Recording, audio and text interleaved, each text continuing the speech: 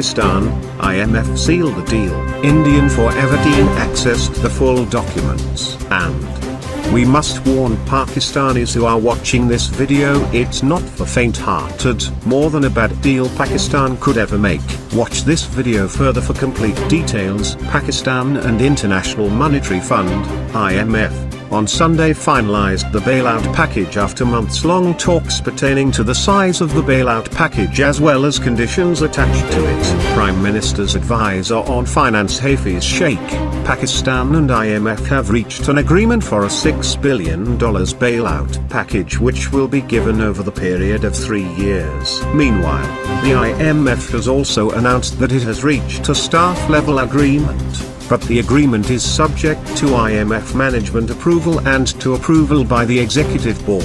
The IMF team have reached a staff-level agreement on economic policies that could be supported by a 39-month extended fund arrangement, EFF, for about $6 billion, it said. Earlier, reports suggested that Prime Minister Imran Khan was apparently not happy with the conditions put forth by the fund for the bailout package, as the proposed package might cost him his political base due to harsh IMF terms. Under the proposed bailout agreement, Pakistan would have no choice but to concede to the IMF's demands to hike power tariffs and taxes and withdraw tax concessions and exemptions which are among the conditions that the country has accepted to secure a loan.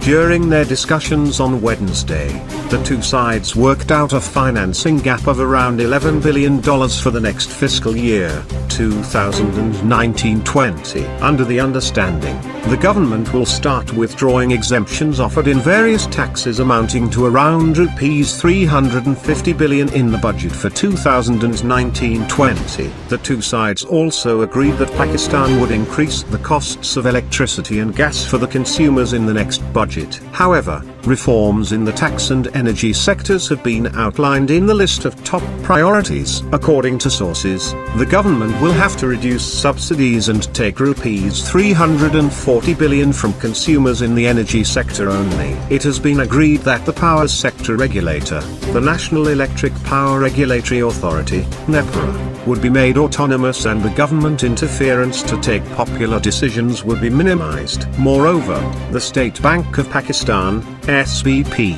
would be able to regulate exchange rates independently, and the rate of the US dollar would be set without any pressure from the government. This implies that the government is expected to allow a significant rupee depreciation and a key interest rate hike in 2019. An official of the Finance Ministry confirmed that the financing gap for the next fiscal year had been projected at $10 billion to $11 billion. He added that the demand of the IMF for an increase in the policy rate by 100 to 200 basis points was also agreed upon. The policy rate is the interest rate announced by the SBP and is seen as a monetary policy instrument to regulate the availability, cost and use of money and credit. Various measures aimed to build up foreign exchange reserves too have been agreed upon. The official added that the IMF team pitched the GDP growth and current account deficit, CAD, on the lower side during the negotiations. However, a middle path was agreed upon. The IMF was earlier stressing that CAD should be in the range of $4 billion to $6 billion, said the official. However, it was agreed that the deficit would be $8 billion for the next fiscal year under the IMF program. The IMF team asked the government to take additional tax measures in the upcoming budget to make massive fiscal adjustments for moving towards surplus primary balance. The budget-making process would start only after the staff-level agreement is finalized. Poor Pakistanis people will be in shock in days to come. Rest in peace Pakistanis. Thank you for watching our video. Please like, share and subscribe as it will encourage us even more. Good.